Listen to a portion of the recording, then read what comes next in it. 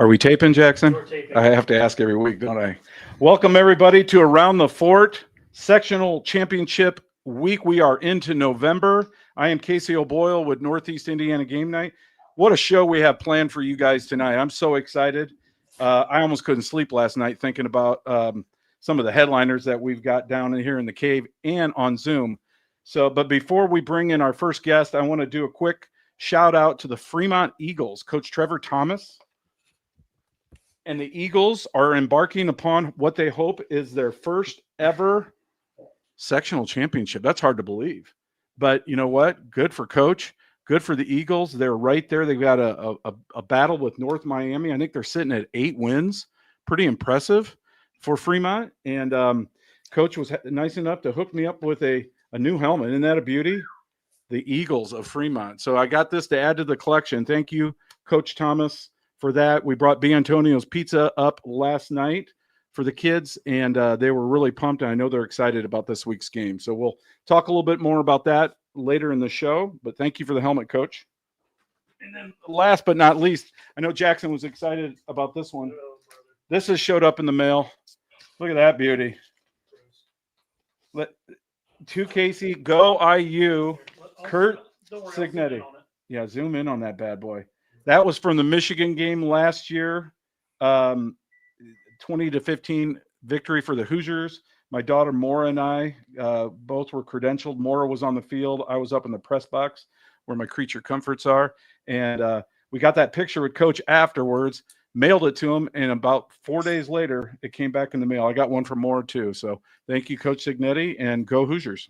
So without further ado, our special guest, our first special guest tonight, is none other than former East Noble coach Tim Abel, current Triton Central coach Tim Abel. Coach, welcome to the program. Thanks, Casey. Good to see you. Haven't seen you since in the gymnasium there at the Blue Pit when you came and honored our athletes, and it was a great day there. Absolutely. David Gator was our player of the year that year, and I know he just was inducted into the High School Football Hall of Fame this past summer. What a great honor for him.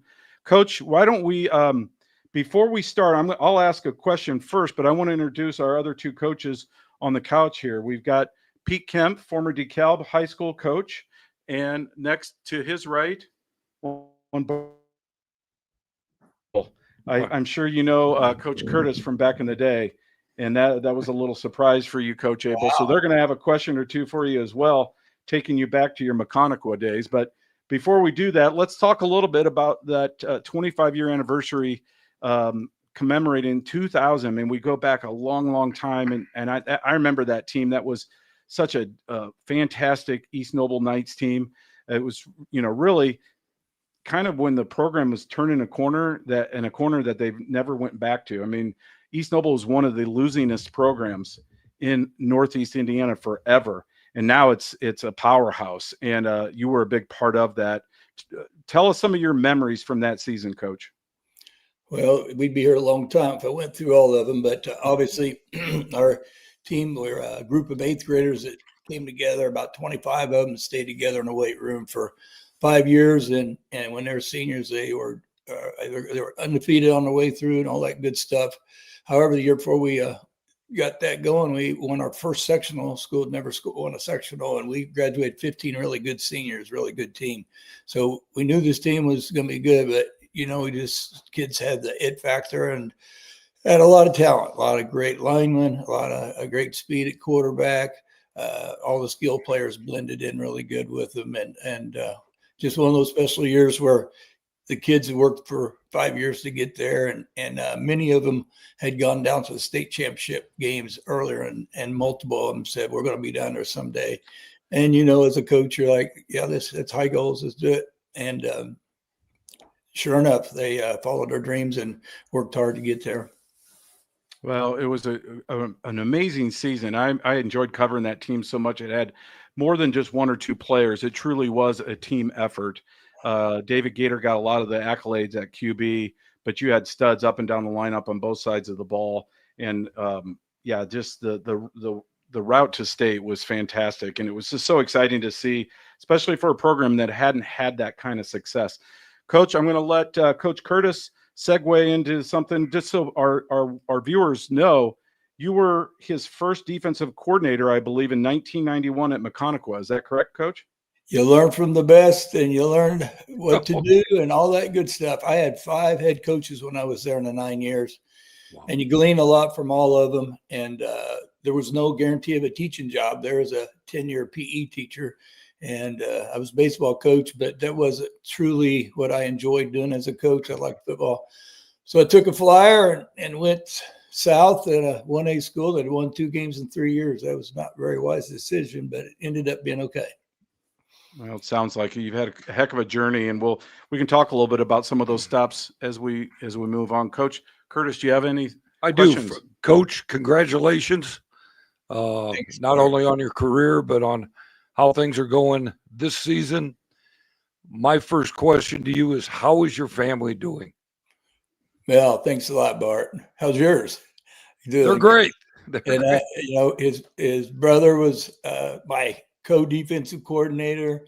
Darren was an awesome D-line coach. And so both Curtises were very helpful to me in my career. It was a neat season. We had some neat players. We ran into 300-pound tackles at Norwell on a rainy night that kind of took away our speeds. But, yeah, my family's doing well. I've got 7 grandkids. My son lives in Florida. My daughter lives in Tennessee, and 6 boys and 1 girl. So someday we'll be that way, and when we get there, we'll get to see a little bit of them playing ball. A couple of them already playing football, so can't wait to those days. But we got another year to go, and we'll enjoy it when we get there. Wow, a lot of blessings. Coach Kemp, do you have a question for Coach Abel? Oh, yeah, I don't know. This is many, many years ago, but I was actually a sophomore and junior your last 2 years at East Noble when I was playing at DeKalb. I remember those years because that was kind of a down few years for DeKalb, getting my ass kicked by, was at Shire. Still good friends with Thad Conley. He and I played semi has-been pro football together, and I was lucky enough because, still friends with Wilgeman. I'm texting Depew right now. He's sorry he couldn't be here tonight to talk to you. But having Chris hire me back at East Noble, I remember very vividly at my first summer practice, I walk in and I see, obviously, Depew put the 45-pound weights facing out. The first thing I see when I walk in is this hand-painted 45-pound plate that says "Beat DeKalb" on it. And I said, "What the hell is this? What is this?" And you laugh because he told me the story. He said, "You were crazy." And that coming from Chris Depew, that's saying something about you hand-painting all these 45-pound plates, spray painting them and stenciling them up for the weight room. Yeah, I got the idea from the Army and Navy. They have that on all their plates. And, back then we didn't have tons of money and funds. So you want to give them a reason to lift. It's not enough just to see the weights and see how much you can get. Give them reasons and keep them thinking about how bad that DeKalb ran it down our throats and all that kind of stuff. So when we first got there, we didn't ever think we'd ever be able to catch up to them, but we finally did. Yeah, and everything kind of takes a turn. So, kind of with your success, and I would love to hear. So everywhere you've been, you won a sectional title. You've had some great success at four or five different schools. What's it? You talk about the weight room. You talk about the success you've had. You won a state title, East Noble, with a bunch of the right kind of rednecks, right, as we used to call them, right kind of hillbillies. You can smile. I could say that. I don't coach officially anymore, so. You can say whatever you want. Yeah, exactly. You'll have to keep it in line. I already got yelled at by the wife today for wearing the wrong T-shirt to kindergarten practice. So, love her. She was right. I was wrong. So I'll say that live on TV. But so, what do you kind of think is what's that secret for you? Coaching is a lot about timing, and I've been blessed with really good timing. I've been blessed with good assistant coach. Blessed with a wife that understands a coach herself. Blessed with a family that comes and supports still. They live close by and all those kind of things are helpful. But yeah, it starts, the weight room is huge in every school. Whenever you get that going and the kids see the gains, that makes a big difference. But I would just say just day in, day out effort and energy and focus that I give will always be contagious to the kids. And sometimes it works and sometimes it doesn't. This year we've been a team that we won a lot of close games, and we've really only played 2 where we've played 4 quarters of good football. And but last week we finally kind of kicked it all in. So hopefully at the right time we'll get that going. Every year it's a different dynamic, and this year we've got the talent, but we've had some injuries like everybody has, and played 3 weeks of Wildcat, and now we're back to our regular offense and all that kind of stuff. So you just adjust. Maybe I do too much on offense. I know Coach Curtis would be like looking at my play sheet and saying, well, what in the crap is this? But pull a couple out. Yep. When I was at East Noble, still got that play sheet. Boy, vanilla, simple, just like Coach Curtis does every year. And you have the kids, you just give them the ball and put it in the right people's hands, and good things happen. So, yeah, David Gator, probably the greatest thing ever happened to me, to be honest, on top of Thad Conley and on top of Tyler Knox and Jordan Lawrence and all those kids. On and on. Yeah. Just outstanding. A great lineman. Was Eric Castelny in that group too? Matt Castelny. Matt was on that. Oh, that guy he was a SEAL. I think he became a SEAL. He did. He was insane. He was also a DeKalb kid, but we don't need to go down that route. But hey, he called me at 6 a.m. like 2 years ago to say happy birthday. Yeah. And I was already awake. Obviously, I usually wake up about 5. But I was like, what are you doing calling me? He just wanted to wish you a happy birthday. Now, he got a broken back, that guy. Mm-hmm. Goshen won the state in 90, or was second in the state in 99. They were beating Cathedral the whole game until like 50 seconds left in the game, and Cathedral takes the lead. And so they had all their kids back, and we got beat by them in the regional in 99, and we lost 15 seniors. And they're like, oh, my goodness. Guess who? We played them in the regional again at their place. 7-7 at halftime. I was on the way to the locker room talking to Coach Depew. Coach Wogan said, who's going to flinch first? That's going to – the start of the second half is going to determine it. So we get the ball second half, and it's 3rd and 6. Coach Depew says, what are we going to call, Coach? I said, we're putting in Gators in. We ran a power keep, gets 8 yards, comes up, puts his finger out there straight ahead, took us down and scored. Got up 21-7 at the end, and one of the 2 favorite plays I've called is against them. We took a knee at the end, and against Plainfield, when we hit 28-7, we took a knee inside the 5 a couple times. And victory offense is my favorite call. Victory formation feels good, doesn't it? Coach, ladies and gentlemen, if you're just now joining us on the program, we have former East Noble coach Tim Abel, current Triton Central coach, also Tim Abel, all these years later. Coach, let's talk a little bit about your Tigers team. 10-1 right now. You've got a matchup tomorrow night at Lapel. Lapel is 11-0. The Bulldogs, obviously a really, really formidable opponent. What are 2 or 3 keys for a TC win tomorrow night? First, we got to win the kicking game. I should say first, we're defense. We got to shut down the inside run game, and then we got to keep the quarterback in the pocket. He's a scrambler. He's good, 10,000 yards. He's led the state in passing last year. He's Patrick Mahomes, only about 5'9", 5'10", but he's very elusive, and if we can keep him contained, and he's one of those kids. I had a kid at Decatur Central, was 5'7", 127, sophomore quarterback, little Johnny Manziel, Braden Ledford. He if you ran at him, you're going to get your ankle broke. And so we're kind of hoping that if we don't run right at him, that we just break down and play our leverage, then that we can stay away from those big plays that he made last year that killed us in the end. Excellent. Coach, do you have any other questions for Coach? Yeah, Coach, you've had a lengthy, successful career. What keeps you going? Oh, if you didn't love it, you wouldn't do it. It's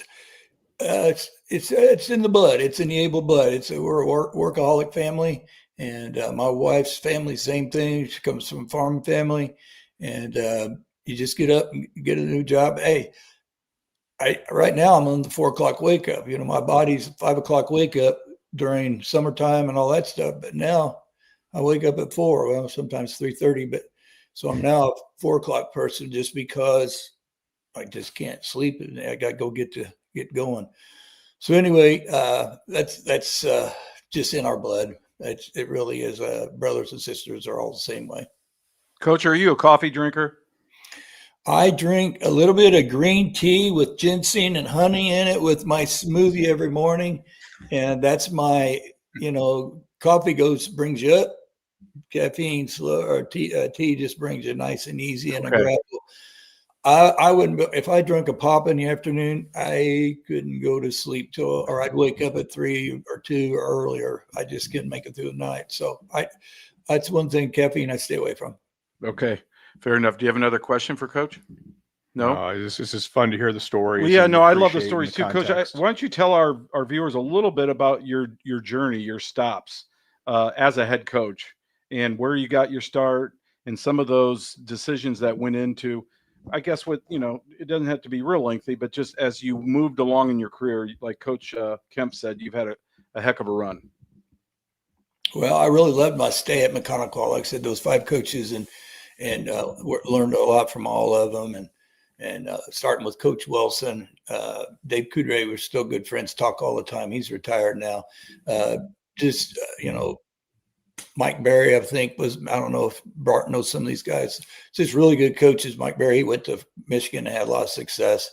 So learned a lot from them. Only had 10 years PE experience. You can't really, and baseball coach, you have no protection.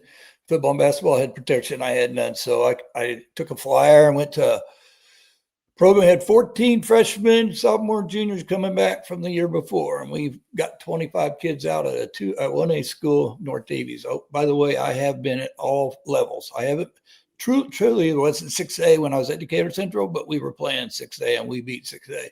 So and they're 6A now, right? They just moved up, didn't they? Yeah. Yep. They're doing a really nice job there, and proud of them. Every program, if you look the places I've been, I think 5 of them were in the top 10 this year. So from North Davies, we won 22 games in 3 years. We won our first 5. They had won 2 in 3 years. So I was mayor for one year. Second year, we went 9-3 and won a sectional. So anyway, East Noble comes up, and it's 5.5 hours away. I made that trip 11 times. They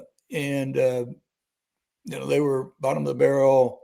I think it was, I don't know if I'm accurate. I think it was 4 games in 5 years or something like that. 3 games in 4 years. I don't know. But it was, it's not very good. Hadn't even won a sectional game.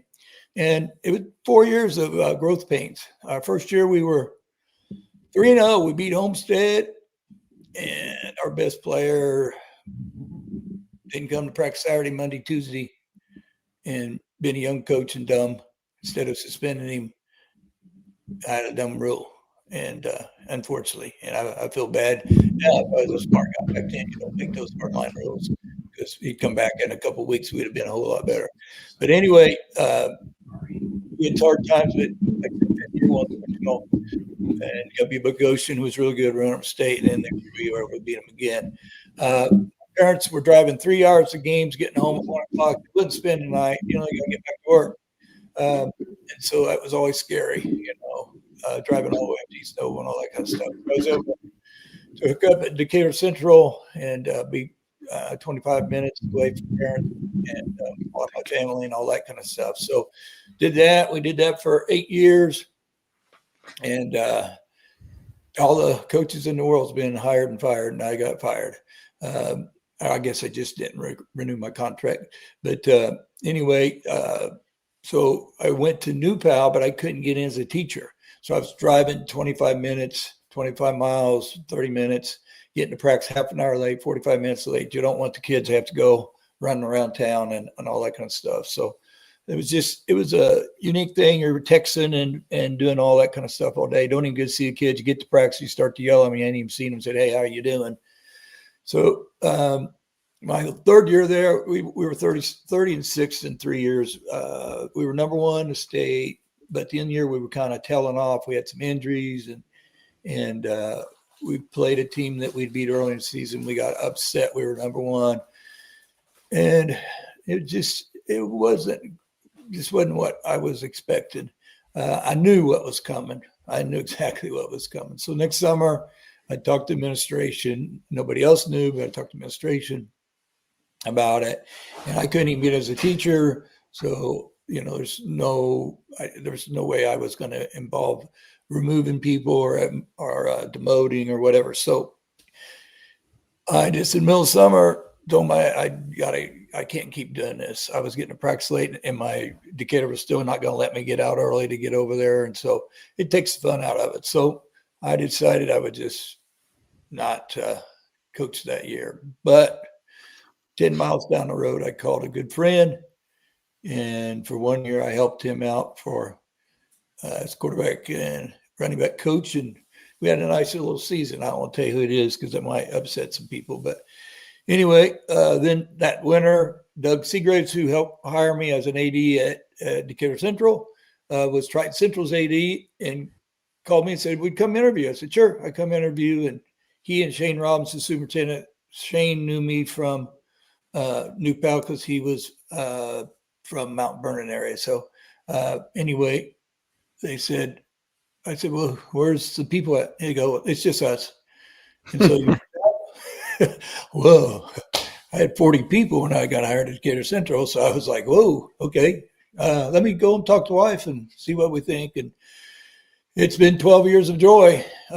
Like I said, I've been at all the levels, and this is a unique place, very athletic oriented, very high academics, conservative community that just loves football and their athletics. The girls just got out of Simmons State. It's a neat school, and it's where I'm going to be the rest of my coaching career. Nice, Coach. Where exactly is it? Like southeast of Indy? Most people recognize it's right by the casino on Highway 74. Okay, so Shelbyville area, in or Shelbyville and Indianapolis area, yes. okay. Yep, headed towards Cincinnati. That big old highway. So yeah, it's all it's a lot of country roads. I remember when I'm from Martinsville, and I went to Martinsville basketball game, and then I was going to come to the Triton Central first home game I'd gone to, and actually I had been in that gym one other time. My cousin grew up in that area, and she graduated in that gym. And I remember being in that gym. But anyway, I went through the 100 road, the 200 road, and the 300 road, the 400 road, the 500 road, 600. I had a cell phone, and my cell phone was dying. I was like, I don't know if I'm going to make it there, but I finally did. So between those two towns, it was not a whole lot of cell service and a whole lot of, and I didn't have a lot of gas either. So, but I made it. But it's like I said, it's just a really neat place. Our facilities are second to none for 2A, weight room, field house, main gym, turf field, scoreboard, you name it, locker rooms, everything's really first class. Coach Curtis. Yeah. Hey, Tim, you mentioned Coach Ron Wilson earlier. Oh, yeah. Ironically, about not this past summer, but the summer before, we were at the Wagon Wheel Theater watching a performance, and at the intermission or halftime or whatever you call it, Ron Wilson comes over, introduces himself. I hadn't seen him since probably 1995, 96, and he has a place there on Winona Lake, and lives there. So a little trivia. I don't know if you still keep in touch with Coach Wilson or not. Yeah, on Facebook we've done a little communicating, and yeah, he'll send me things once in a while. So yeah, it's neat. He was, I played football, basketball, and baseball. Baseball was my best sport in college. Football, I was good, but not like baseball was my sport. I made an all-conference my last year, and I don't mean I was an all-star. It just means I was a good second base player. I get on base, 0 errors in 40 games my senior year. It was just my For those of you scoring at home. but coaching it in the spring, it's just I tried it. I did 8 years of it, and it's enough. This ball is just so much. The seniors are just becoming seniors. It's the culture and everything. So we enjoy that. But yeah, Ron says you're going to be a head coach someday. Well, little did I know, when I got hired, they were going to put me at freshman level, but then Coach Randy Baldwin decided he would stay another year as freshman coach. So I was in charge of middle school. Coach Spencer and myself, we took care of the middle school. And it was good for me because you learn. The first day I was like, oh man, I know why coaches like me. I actually listened and did what they said. But anyway, I go to varsity the second year, and Coach Wilson, actually that first year I went over to all the varsity practice for a week. They wouldn't let us practice the first week when varsity did. So I went over every day and I'm writing down all of his offense, and I'm learning all of his terminology because we're going to do what he did. And like the next year I was in there, he always cleaned the locker room every day, push it nice and clean for practice start and stuff. And he said, you're going to be a head coach someday. I said, maybe baseball, maybe basketball, but you know, that little thing that he said, what it was saying was, you pay attention to detail, you look and write down stuff, and and I can be honest, I've not had any. He saw something, Coach. He saw something in you. I've never had an assistant coach that does that kind of thing. Because and when I go to clinics, I think I write as much as anybody that goes.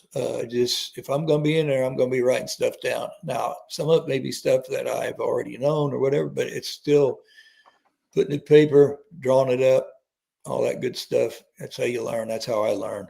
Coach, we only have a couple minutes left in this segment. We'll close with this. What advice would you have for a young aspiring coach who wants to be a head coach for a lifetime?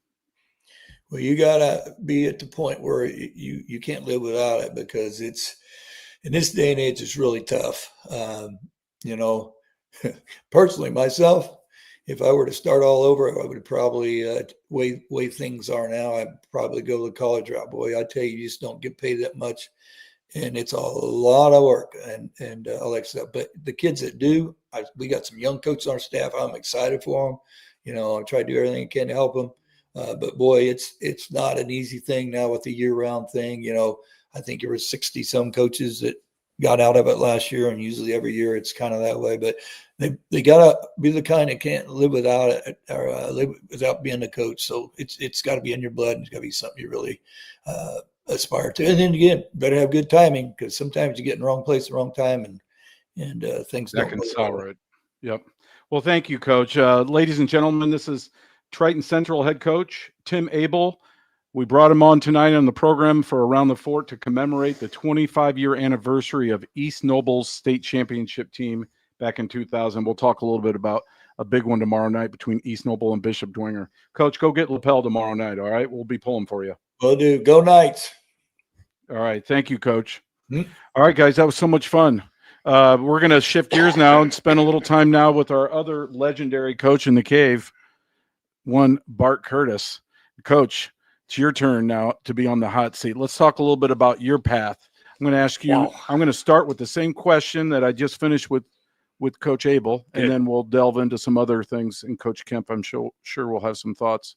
What advice would you give to a young coach that wants to be a head coach? Very similar to what Coach Abel said. I think do the little things like they're the big things.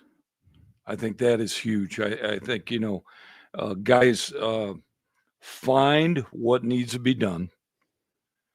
Don't always have to ask the head coach. Make yourself indispensable as a coach. I think that's important. Don't wait to be asked to do something, and be the guy that can't be that the head coach can't live without. Don't be too big to, if there's a cord laying on the ground and it needs to get on the bus, for gosh sakes, bend over and pick it up. Doesn't matter what position you have currently on that staff. I think by doing that and constantly learning, constantly trying to improve your knowledge of the game. Coach talked about clinics. So I enjoy those as well and try to get as much as I can out of them. One thing I really enjoy doing that I would recommend to the guys that you're saying who want to be projected as head coaches, learn from those that are doing it the way you want to do it. I really enjoy going and meeting with other coaches, whether it be at the college level or the high school level. I think that's huge. And just be the guy that that the program can't do without. I think that's huge. And be where you're at when you're there. Don't always be thinking, well, when I become a head coach, or boy, I'll do this when I become a head coach. Every day you're interviewing for a head coaching job, whether it be your first year as an assistant, your 8th year as an assistant, however many. I think those are keys if you really have that burning desire to run your own program and be yourself. I think that's huge. You want to learn from all these different people because there are a lot of good resources out there, but you've got to be authentic. You've got to put your spin on things, Mm-hmm. have an identity, know who you are and what you're capable of teaching. I think that's the thing. There's so many systems out there, offensively, defensively, kicking game wise. If you can't fix those things in your own laboratory, which is your own practice field, you shouldn't be doing it. So, I've got a saying that, good coaching takes place Sunday, Monday, Tuesday, Wednesday, Thursday. And I think too often times you walk away and the difference between good coaching and great coaching is good coaching solves the problems before they're problems. Okay. But then they end up identifying problems. Great coaching solves those problems before they are actually problems. Okay. There's 3 types of coaches in this world: problem identifiers, problem creators, and problem solvers. Okay.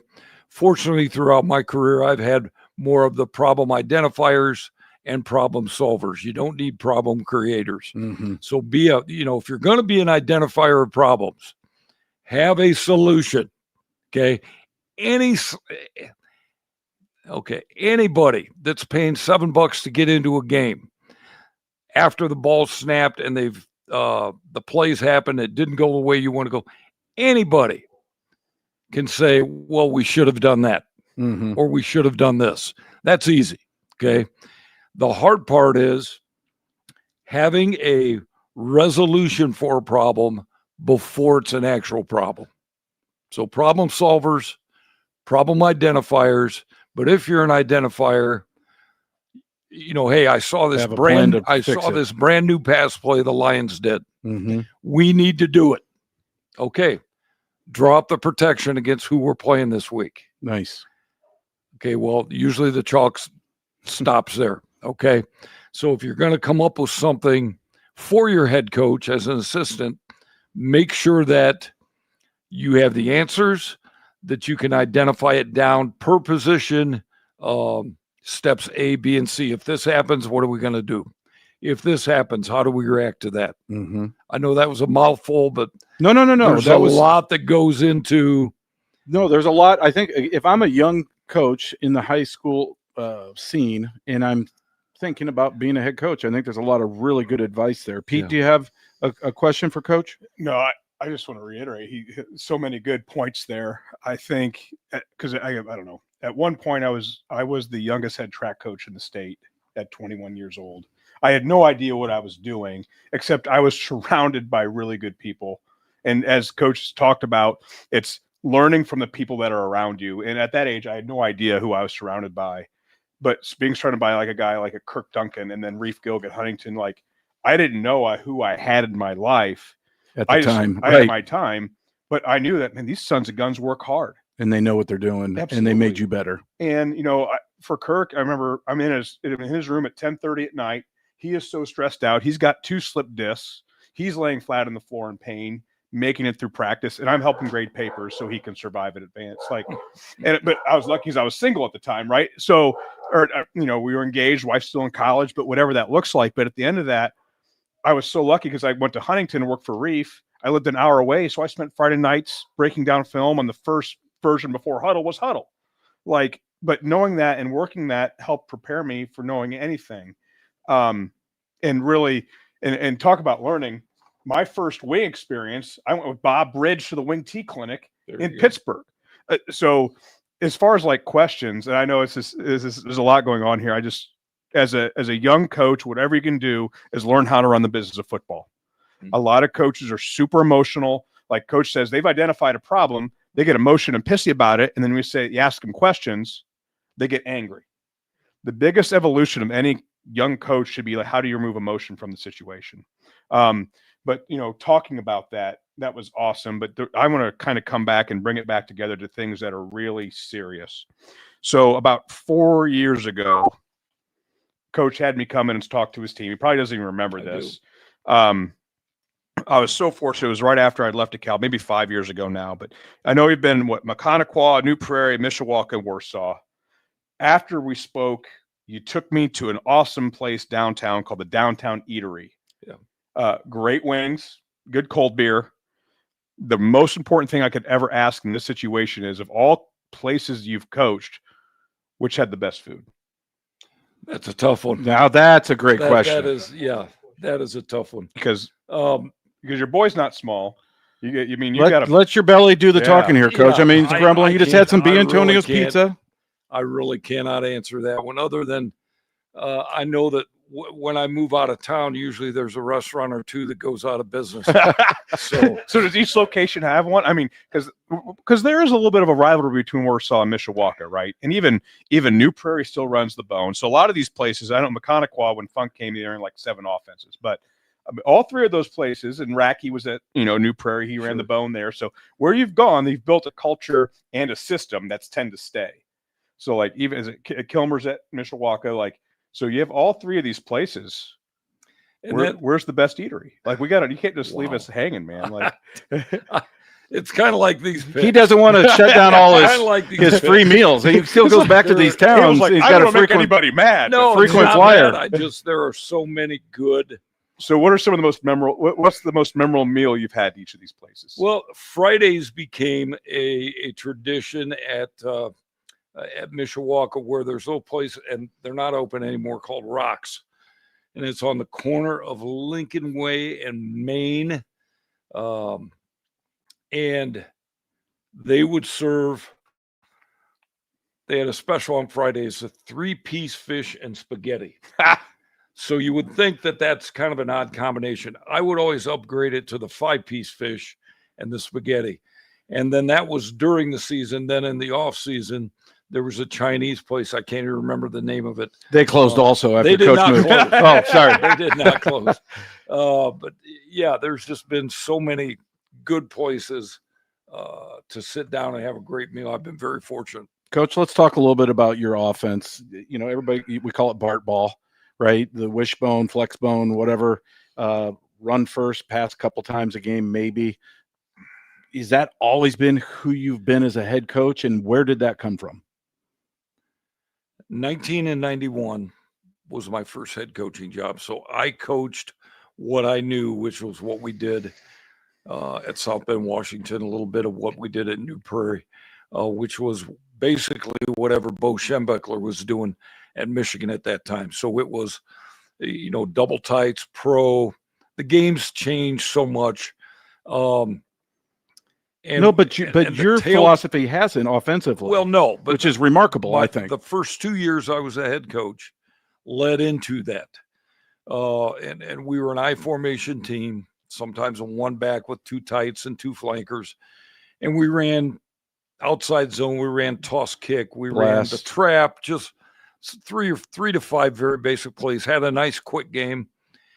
And then heading into 1993, I thought we were going to be pretty good, and we were not. But part of that was number 1 tailback goes down game 1. Number 2 tailback goes down game 2 or game 3. We're sitting at 2-1, And one of my assistants who Coach mentioned, Coach Spencer, Coach Carver, came to me and said, boy, we may have won our last game. And I'm thinking, you're crazy. We got answers here. We did not. Ended up 2-7 in 1993. And a guy named Bob Bridge from North Miami, you mentioned him earlier. We had a radio show together every Saturday morning. And he invited me. He saw we got beat on a Friday night in the tournament. He invited me up. He said, "You come to practice. I think we're going to play a while." And so that was my introduction to the true Wishbone. Interesting. Went to every practice for the next 5 weeks, traveled with him on the bus. He was very kind and very open. And then we'd stay till 7:30, 8 o'clock at night. And just, he would field questions. His whole staff would stay. What was it about it, Coach, that you fell Here's in love what with? it was. Well, here's what it was. One kid can't determine your fate offensively. In the I formation, one kid determines your fate. Now, unless you're just completely dominant up front. And the thought of having a offense that required all 11 to do their jobs. If you've got a great tailback, 6 guys can mess it up. 4 can do a great job, and that kid can still look pretty good. He can make the team look good. The wishbone or the flexbone really requires self-discipline, team discipline. All 11 got to do the right thing on every play. And it's a shared offense. I mean, very rarely will we have a 1,000-yard or a 1,500-yard or 2,000-yard rusher. Now, we have Right. several There's times. usually 3 or 4 guys. It is. divvied It's up. usually 3 or 4 guys. And it really is the RPOs. It's the RPO of the 70s, 80s, and 90s. You don't know who's going to get the football Mhm. until the defense makes their move. It was an RRO. It is. Run. Right. Run off. Yeah. Oh, now we have pitched the ball forward a few times downfield. Fair enough. Yeah. Yep. Illegal pass.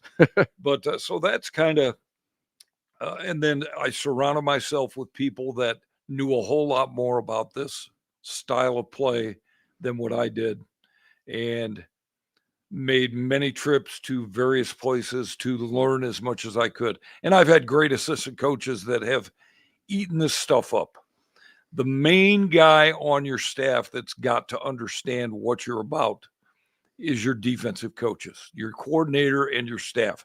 They have to understand that it's going to look ugly early. Hopefully the wrinkles will get worked out and we'll be able to look like we should look by midseason and beyond. But that ball may come out at the wrong time, at the wrong place, and you've got to turn around and play defense. We may go for it on 4th and 1 from our own 16-yard line in a 0-0 game or 7-0 game. So it's more of a philosophy than it is just an offense. Mm-hmm. Pete? So I guess, Coach, obviously seeing your team play and the Mishawaka kind of remains what you created there. We look at like traditional flexbone teams. You're definitely not a traditional flexbone team. And even like when was it Muncie Central used to run the T really freaking well for about a period of 3 or 4 years there, where you didn't know where the ball was going. Right. It was more misdirection based than I would call Bart ball, or as you referred to as Bart ball. Watching you guys play, it is you line up in a flex bone, but you don't block it like a traditional flex bone. You are coming down. You're building like Kokomo and the Devil Wing with Coach Colby. How they attack that play side, they are running tracks. Some coaches would say you're cutting downfield. We've all heard that, but really they're attacking shin pads, or what's the rule? What do you call the rule? You're attacking knees to hips, or knees. You can't go below. You can't the go over knees. the knees, but it's like we try. Our landmark and our aim point is the hips. Mm-hmm. Sometimes a linebacker will try and jump over that. His feet go to the sky, and then we get called for it. So I guess the question before we get into that, so how did you evolve the wishbone, merge the flexbone? Because you talk about a system, because it's the ultimate, like with coaches, it's the ultimate if and process, right? It's like that done to the wing tee. hey, the defense, how they align was 5-2, 6-2. It doesn't freaking matter because you're just building that wall down and then reading your MLOs or reading whoever that is that you choose to read a midline. How did you end up blocking it like that with that down system versus more of a traditional down bob, God, or Sure, oil? And to answer your question, Coach, we used to be at New Prairie. We were a big double team. So double back. We were a double team at anything in B gap, and read number one or the end man on line of scrimmage most of the times. And after a trip to, excuse me, Georgia Tech, and really evolved, it's really kind of picked up from the Paul Johnson tree, where they are going to always base the play side guard. They are always going to veer release on triple or veer or whatever you call it, the defensive end with the play side tackle. They are always going to scoop the backside, and then they allow the fullback to make their bend off of what happens with the play side guard on the first down lineman pass center. So that's kind of where we've evolved to that. Now we will do some other things. If we will double team still if need be. We've even blocked down with the play side tackle and folded around the guard. That was a scheme that we used this last week, more unsuccessfully than successfully, but it was great idea to try and pick up the play side Mike, who was screaming to the quarterback.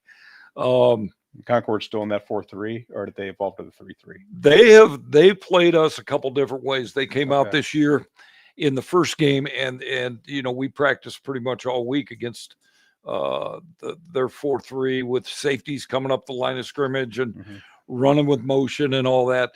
And then they come out in a 4-4 with one high safety, and they put Reese Brevard as that safety. And if you go to the game tomorrow night, you'll see him. And he just is waiting for the pitch back at the line of scrimmage. I mean, he's that good, that fast. Yeah. So they played that 4-4 the majority of the time. Very similar to what Penn High School played us in 2008, 2009, 2010, 2011 when I was at Mishawaka. And then in 3rd and 7s or against trips, then they would jump to the 4-3. And then going into this game, we thought, well, we need to be ready for both. And they did play both. And, you want to talk about the guy you ought to be talking to about the flex bone is Craig Kaler. Oh, man, that's a name I haven't heard. Well, he's the head coach at Concord, obviously. Yeah. And, he can tell you when your left guard has taken a step the wrong way or your right tackle blocks out instead of veer releasing.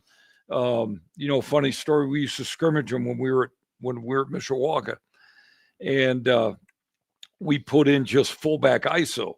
So they're used to in the 4-3, the tackle veer releases, the end closes, the outside B scrapes to the quarterback, and so we started running fullback ISO, not for them, but because it was one of our plays. And it was a very mutual good teaching opportunity for our game 0 scrimmage. And we sneaked the halfback through B gap, ISO the mic, and the outside B scraped out to the quarterback who is not there with the ball. Yeah. And the fullback's catching him. And Craig is over there going nuts. Hold on. What's going on? And so we actually stopped. We talked about it. That's the kind of relationship I think most coaches have, and that's what a scrimmage should be like. Awesome. Well, thank you, Coach. We probably should jump into the games. You got one quick one? I do, and I would be remiss if I didn't ask this. Kind of asked it of Coach Abel, who's found a lot of success, and you've done the same thing. Obviously, when you came to Warsaw, you left such a great culture at Mishawaka behind, that blue collar, blue blood. And as a player in 2001 at DeKalb, we had a home game at Mishawaka. I think it might have been Kaler's first year, or I don't know if you were still there. DeKalb won that game, but that was still the place. I don't forget, but Mishawaka at Mishawaka. 01. He was at New Prairie. Still New Prairie. New Prairie. Yeah. So I just remember that was still one of the most amazing places in a high school I've ever played a football game. Just an incredible environment. But, really, you took over for a legend at Coach Jensen at Warsaw. I coached against Coach Jensen as a young coach. They did a good job, and they were earning some eye. They were doing what they were doing. You coming in there from Mishawaka, what did you have to kind of change to fit what you wanted to do? And really, everywhere you've been, and really, I want to kind of talk about Warsaw is what has been success attainable while you've been there. What you feel like you're asking, like what have you done? Yeah. So you've came to Warsaw, you've had to make changes in culture. You've surrounded yourself with obviously some incredible coaches. Yes, I think that's the number one thing. But to make the changes from where Jensen was doing a great job and Yeah. he was 500 every year in that really good conference, you've taken it to the next level. What were some of those things that you think you've had I to think do to number make one, selling the kids and somewhat the community and the parents that there's a lot of ways to skin a cat. Our way might not be the sexiest, but it's what we believe in. And if you are patient and you follow the plan, some good things could happen. I think that was huge. Coach Abel mentioned the weight room, our 0 hour, which is huge. It is the pillar, the cornerstone of our program, where our kids come in before school. It bleeds into first hour weights, which is football only. Our kids and parents have bought into that. Really, everything we do within our program that has a purpose, it's got to be sold. And it's kind of a catch-22, Pete, because to get the belief, you got to have the results. Yeah. To get the results, you got to have the belief. So which comes first? I don't know that answer. I've been blessed to have some coaches at each of my stops that have sold out and bought into what I would call the vision of what we want this thing to look like. So it's been a combination of those things. The parents, the administrations, which have been very patient, but most importantly, obviously the assistant coaches. And we've coached some really, really competitive kids, which is fun. Yeah, you got to have players. You do. You have to. And even if you're, forming them into your system, if you don't have the horses, so to speak, it can be difficult. And you have to. But you like that system from an offensive standpoint. Gives us a shot. Gives you a shot every time. Gives us a shot against better people. Okay, love it. Well, thank you, Coach. Thank you. It was so nice to have you down in the cave. This is awesome. This was a real treat. You ready to talk about some sectional finals? Sure, I'll do my best. And thank you for the pizza. It was outstanding. You bet. Yes. What is it? Oh, yeah. Look at that shot of Coach Curtis earlier this year against Snyder. Look at that. Look at him sporting the sunglasses. Yeah. What a stud. Where's that at? I think that was the Snyder game, week 1. Okay. Yeah. Compliments of Doug Blackwell, one of my fine photographers. And I sent that. Thank you, Jackson, for putting that up. That's a nice shot. I'm sure you're clapping after, one of many touchdowns that day. That was a nice game for Warsaw. We got off to a rough start, obviously. Mm-hmm. But then we're able to come around and move the ball a little bit. Yes. Well, thank you, Coach. Thank we you. really appreciate having you down. We'll do it again, hopefully. Appreciate it. Let's talk a little bit about sectional football. You guys ready? It's time. We've only been in it an hour.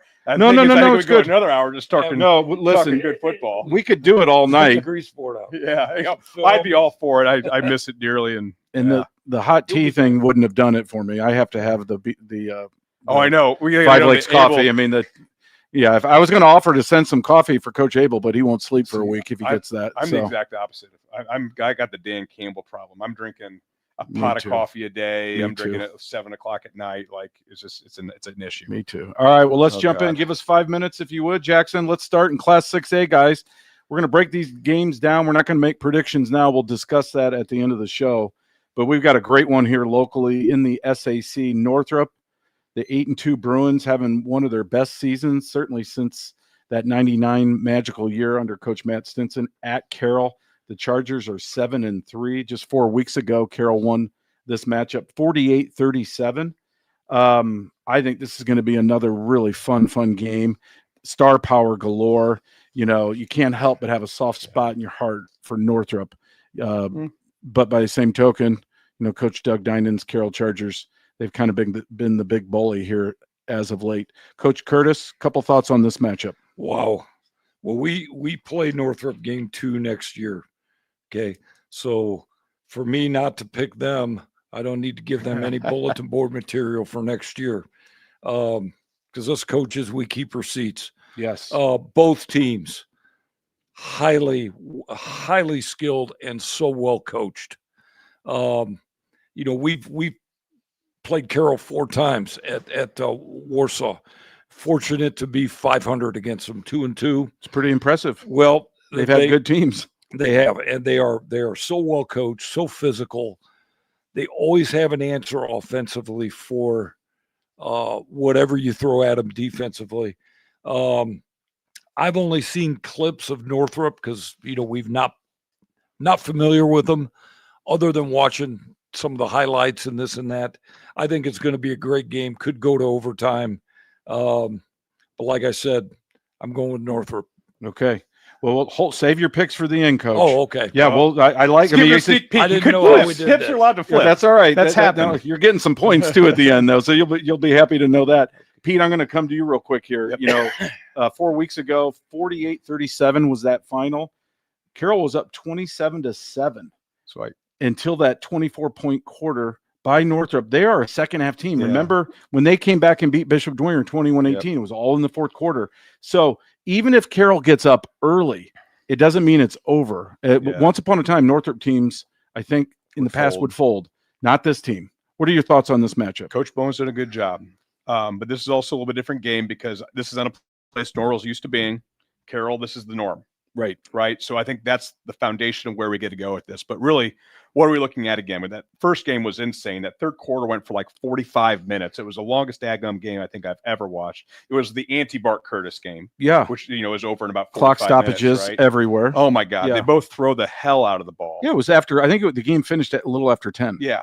It might even be later than that. So, because I was able to watch the third and fourth quarter after watching another football game. Mm-hmm. So really what I love about Carroll, the run game's very mediocre at best, 80 yards per game, 90 yards per game. But versus that first matchup versus Northrop, they ran the daggum thing and did a good job of it. Mm-hmm. The difference is what I notice is Carroll's medium to moderate distance pass game. They've got 3 dudes with 45 catches or more. You got, Bauman, Shield, and Van Pelt. The kicker is, it's one of those things. Northrop's got the athletes to match Van Pelt, right? They've got enough guys to match up. But D-Hogue, Davion Sir in the back, in but the it secondary. didn't matter. That son of a gun caught downfield balls. They still pressed the ball vertically just enough to keep that coverage loose.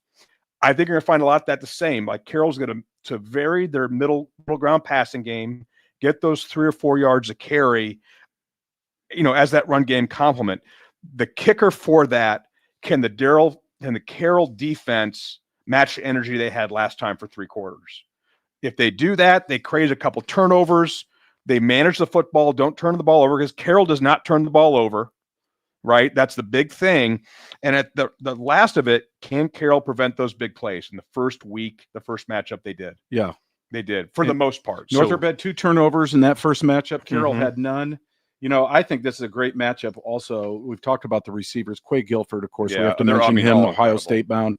Maddox Weil, the sophomore who's getting Big Ten offers. Mhm. Northrop's got some studs on their side too, but I think the quarterback matchup, junior Gabe Freisinger from Carroll, who I think just set the single season record out there at Carroll, which is saying something considering Jimmy football just left there. Yeah. And he's at Iowa now. And then David Carlson sitting at 2,500 yards. What a year David's had, I think, this year. What I've been impressed with Carlson is his ability to keep his head up and extend plays with his feet, and he's willing to tuck it and run and take what's there, and he's not forcing the ball as much lately. That's the key.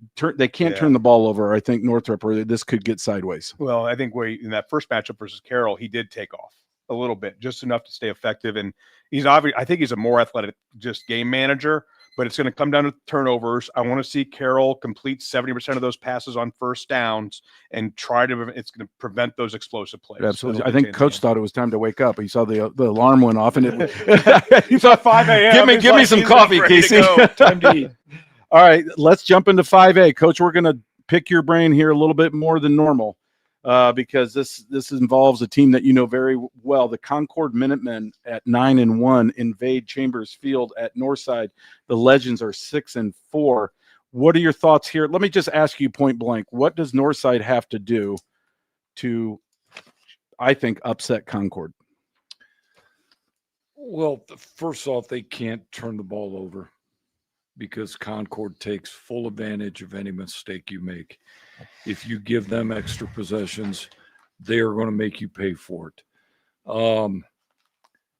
Northside has to figure out a way, which we weren't able to do, to tackle their great kids in the open field. We've played Concord 4 times in less than a calendar year. Okay. Or no, just a little over a calendar year. So we feel like we know them pretty well. Well-schooled, well-coached, going to have an answer for anything Northside brings. I think it's a really unique matchup of styles. Mm-hmm.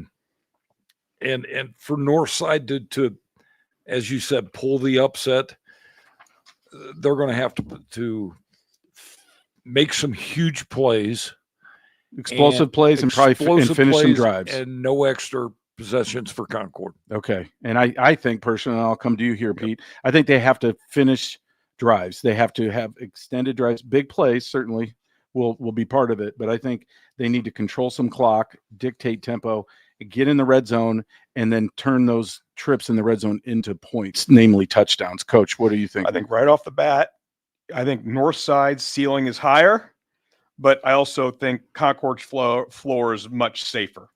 And by that, what I mean is Concord is consistent. They are methodical. They're going to control the ball versus an explosive Northrop team. So really, it's going to be, turnovers are going to be a big part, but Concord can be more methodical, reduce possessions of the game, reduce explosive plays, because it's one of those things where Northside wins because they have these moments, these flashes where they go 3 drives in a row, 3 massive plays, and then it's done. Like they're just kindling to waiting to explode at any given moment. But when you get into teams that are as athletic as Concord, and that those kindling moments, those explosive moments tend to decrease. So as long as Concord, keeps that thermostat down and that heat, they're able to keep the fire and the explosiveness of Northside kind of connected to short burst, not allowing those explosive plays to score. It's going to be a very interesting game. So, like you said, Northside is healthy. Concord is Coach Kaler is unbelievable. He's been there how long now? As a coach, 25 years maybe, but as a head coach 10. maybe 10 to 12. Yep. And they've been consistent. So, I remember we played them when I was at Depew at East Noble. They're the same kind of team. They had a linebacker named Settles. He came out and he was, covered in dog chains, and he was just barking, and that's the kind of culture they have there. Yeah, So- for sure. And it's a lot like when you see a lot of these SAC teams go up to Kendallville, or they go to other places that a lot of these Fort Wayne teams have never been. It's a different culture. Obviously, Concord has to come to Northside this time, but the difference is that conference, Warsaw's conference, you have Northridge. You've got Which Northside beat earlier this year, but yes. yeah, but that's not Mishawaka. that. No. Mishawaka, Northwood. All these places are super difficult to play in. So Northside is not going to be a challenge for Concord in that area either. No, I think they're definitely going to be a favorite, the Minutemen. But Yeah. I just, again, want to point out Northside, talked to Ben Johnson, head coach of the Legends this morning. He said they're as healthy as they've been since Yeah. week 1.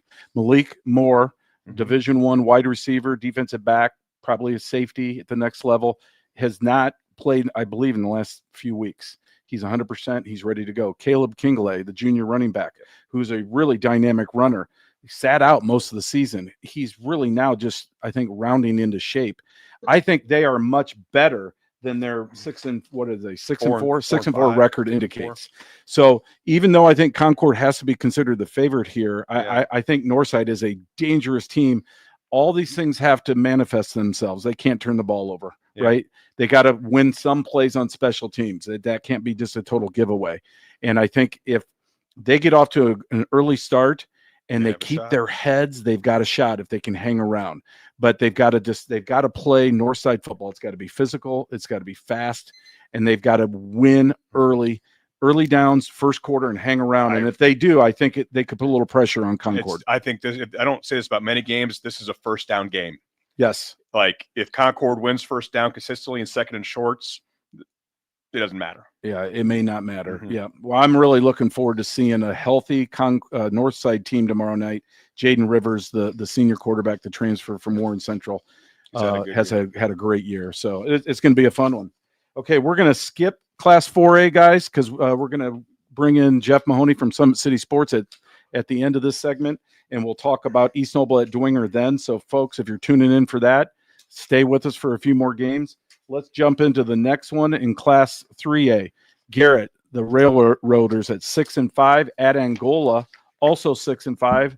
These teams just met a few weeks ago, and Angola was victorious 14-11. I think this is another great matchup. Pete, I'm going to start with you. Thoughts on Yeah. this one? Oh, I've got to jump. Actually, I came prepared this time, right? Like all of a sudden I came prepared to talk about all these games, but this one's a little bit personal for me. Obviously, I work in Angola.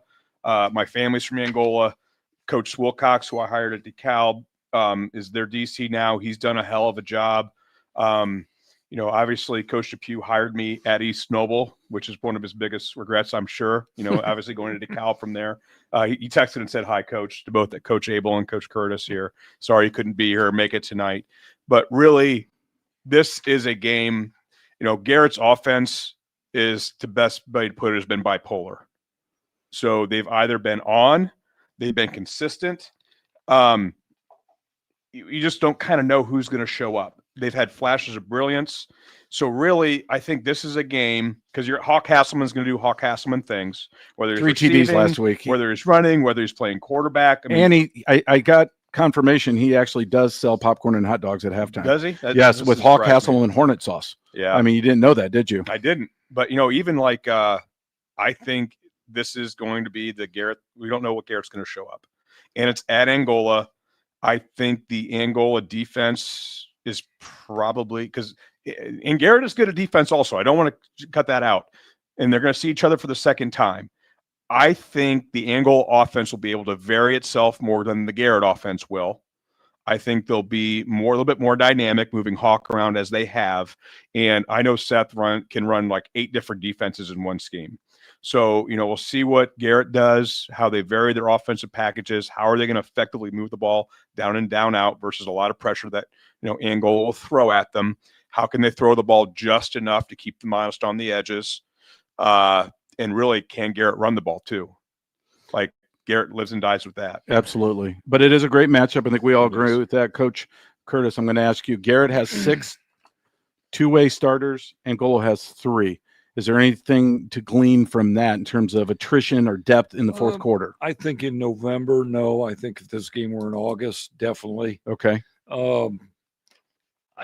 Here's the deal. I love Chris Depew. I love Andy Thomas. Chris and I coached together in the All-Star game in 2004. Andy Thomas was also on that staff. A lot of ties. Either 04 or 10. Andy is a Mishawaka High School grad. Also was an assistant coach at Warsaw. Just throwing some tidbits out there. Yeah. I have not seen either team play. I do know what Angola did to Tippecanoe Valley either last week or the A week couple before. weeks ago. Yeah, the Vikings. And we scrimmaged Tippecanoe Valley in the summer, Yes. and they kind of manhandled us here and there, at least on the lines. So that tells you a little bit that about tells you a little bit Angola's Angola, trench. yeah. Well, it was a great matchup a few weeks ago. I just want to throw something out here. Garrett, they made a quarterback switch a few weeks back. Caden Bush, the transfer from Bishop Dwenger Sr., is getting the snaps now under center. They are a little different team. They're, I think, a little more athletic. He's, I think, maybe a better runner than the young sophomore QB. Alex Guzman and Braden Nussbaum, those are kids that feel like they've been there forever.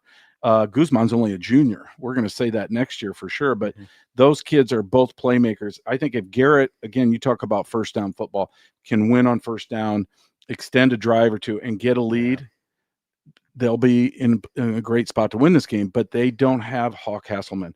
And, you know, you hate to ever just say one kid, you know, talking about coach's theory with Yeah. what he runs offensively.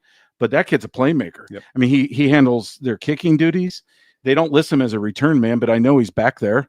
He's plays safety.